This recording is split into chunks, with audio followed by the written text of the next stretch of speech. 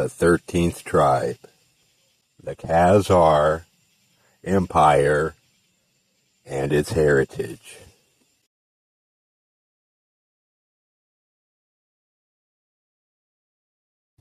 Whether the warrior on the golden jar is of Magyar or Khazar origin, he helps us to visualize the appearance of a cavalryman of that period, perhaps belonging to an elite regiment. Masudi says that in the Khazar army, 7,000 of them ride with the king, archers with breastplates, helmets, and coats of mail.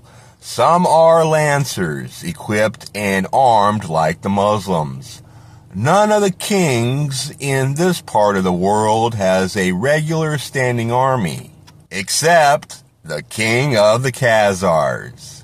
And Ibn Hakal says that this king has 12,000 soldiers in his service, of whom, when one dies, another person is immediately chosen in his place. Here we have another important clue to the Khazar dominance: a permanent professional army with a Praetorian Guard, which in peacetime effectively controlled the ethnic patchwork, and in times of war served as a hard core for the armed horde, which, as we have seen, may have swollen at times to 100,000 or more. The capital of this motley empire was at first probably the fortress of Balangar in the northern foothills of the Caucasus. After the Arab raids in the 8th century, it was transferred to Samandar on the western shores of the Caspian, and lastly to Itil in the estuary of the Volga. We have several descriptions of Itil, which are fairly consistent with each other. It was a twin city built on both sides of the river. The eastern half was called Khazaran, the western half Itil. The two were connected by a pontoon bridge. The western half was surrounded by a fortified wall built of brick.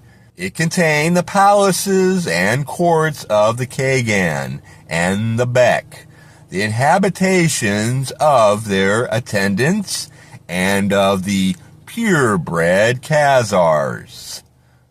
The wall had 4 gates, one of them facing the river. Across the river, on the east bank, lived the Muslims and idol worshippers. This part also housed the mosques, markets, baths, and other public amenities. Several Arab writers were impressed by the number of mosques in the Muslim quarter and the height of the principal minarets. They also kept stressing the autonomy enjoyed by the Muslim courts and clergy. Here is what Al-Masudi, known as the Herodotus among the Arabs, has to say on the subject in his oft-quoted work, Meadows of Gold Mines and Precious Stones. The custom in the Khazar capital is to have 7 judges. Of these, 2 are for the Muslims, 2 are for the Khazars, judging according to the Torah, Mosaic law, 2 for the Christians, judging according to the gospel, and 1 for the Saqua-Libath, Rus and other pagans, judging according to pagan law. In his, the Khazar king's city, are many Muslims, merchants and craftsmen, who have come to his country because of his justice and the security which he offers.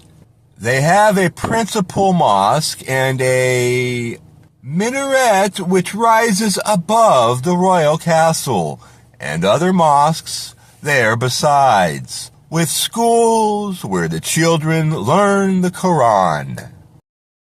In reading these lines by the foremost Arab historian, written in the first half of the 10th century, one is tempted to take a perhaps too idyllic view of life in the Khazar kingdoms. Thus we read in an article, Khazars in the Jewish Encyclopedia, in a time when fanaticism, ignorance, and anarchy reigned in Western Europe, the kingdom of the Khazars could boast of its just and broad-minded administration.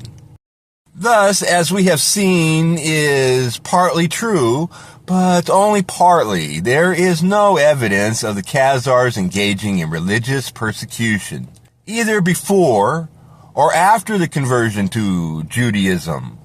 In this respect, they may be called more tolerant and enlightened than the East Roman Empire, or Islam in its early stages. On the other hand, they seem to have preserved some barbaric rituals from their tribal past. We have heard Ibn Fadlan on the killings of the royal gravediggers. He also had something to say about another archaic custom, regicide. The period of the king's rule is 40 years. If he extends this time by a single day, his subjects and attendants kill him, saying, his reasoning is already dimmed and his insight confused. Istaghirai has a different version of it. When they wish to enthrone this Kagan, they put a silken cord round his neck and tighten it until he begins to choke. Then they ask him, how long dost thou intend to rule? If he does not die before that year, he is killed when he reaches it. Bury is doubtful whether to believe this kind of Arab traveler's lore, and one would indeed be inclined to dismiss it. If ritual regicide had not been such a widespread phenomenon among primitive and not so primitive people, Fraser laid great emphasis on the connections between the concept of the king's divinity and the sacred obligation to kill him after a fixed period or when his vitality is on the wane, so that the divine power may find a more youthful and vigorous incarnation. It speaks in Istaghrai's favor that the bizarre ceremony of choking the future king has been reported in existence apparently not so long ago among other peoples. The Cocturks, Zekai Validi quotes a French anthropologist, Saint Julian, writing in 1864. When the new chief has been elected, his officers and attendants make him mount his horse. They tighten a ribbon of silk around his neck without quite strangling him. Then they loosen the ribbon and ask him with great insistence, "For how many years canst thou be our Khan?" The king, in his troubled mind, being unable to name a figure, his subjects decide on the strength of the words that have escaped him, whether his rule will be long or brief.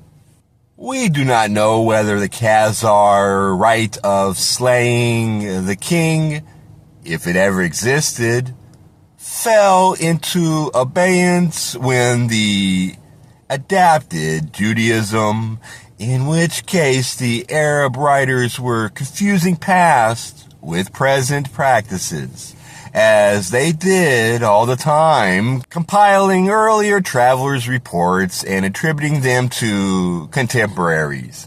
However, that may be the point to be retained, and which seems beyond dispute, is the divine role attributed to the Kagan, regardless whether or not it implied his ultimate sacrifice. We have heard before that he was venerated, but virtually kept in seclusion, cut off from the people until he was buried with enormous ceremony.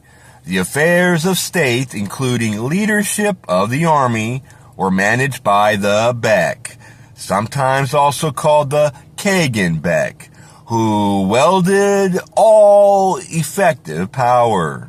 On this point, Arab sources and modern historians are in agreement, and the later usually describe the Khazar system of government as a double kingship, the Kagan representing the divine, the Bek secular power. The Khazar double kingship has been compared, quite mistakenly, it seems, with the Spartan diarchy and with the superficially similar dual leadership among various Turkish tribes. However, the two kings of Sparta, descendants of two leading families, wielded equal power, and as for the dual leadership among nomadic tribes, there is no evidence of a basic division of functions as among the Khazars. A more valid comparison is the system of government in Japan from the Middle Ages to 1867, where secular power was concentrated in the hands of the shogun, while the Mikado was worshipped from afar as a divine figurehead. Cassell has suggested an attractive analogy between the Khazar system of government and the game of chess. The double leadership is represented on the chessboard by the king, the Kagan, and the queen, the Bek. The king is kept in seclusion, protected by his attendants, has little power, and can only move one short step at a time. The queen, by contrast, is the most powerful presence on the board, which she dominates. Yet the queen may be lost, and the game still continued, whereas the fall of the king is the ultimate disaster which instantly brings the contest to an end. The double kingship thus seems to indicate a categorical distinction between the sacred and the profane in the mentality of the Khazars. The divine attributes of the Kagan are much in evidence in the following passage from the Ibn Hakal. The Kakan must be always of imperial race. Iztak Huri says, of a family of nobles. No one is allowed to approach him but on business of importance. Then they prostrate themselves before him and rub their faces on the ground until he gives orders for their approaching him and speaking. When a Kakan dies, whoever passes near his tomb must go on foot and pay his respects at the grave, and when he is departing, must not mount on horseback, as long as the tomb is within view.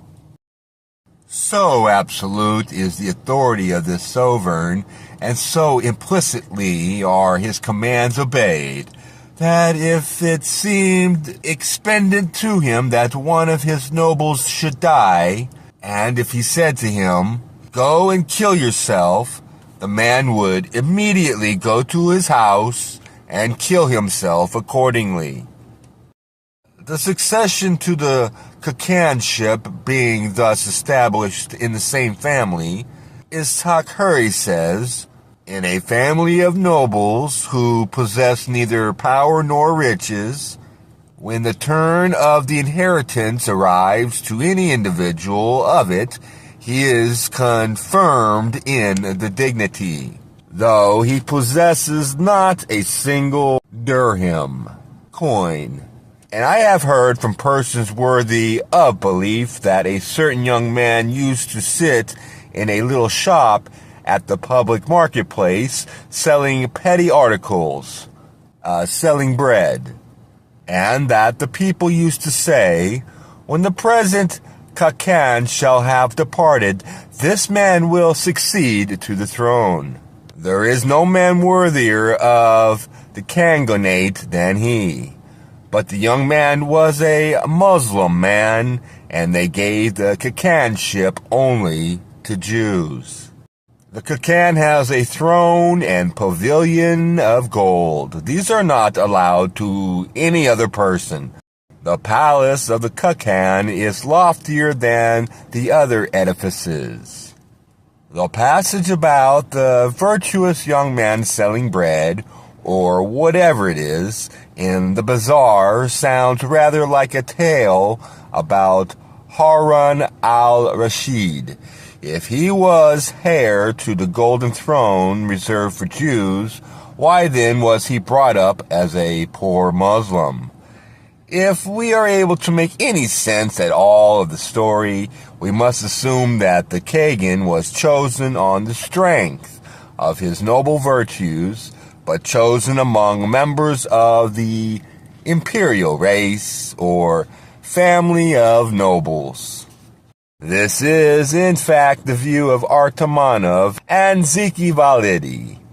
Artamanov holds that the Khazars and other Turkish people were ruled by descendants of the Kirkut dynasty, the erstwhile sovereigns of the defunct Turk Empire.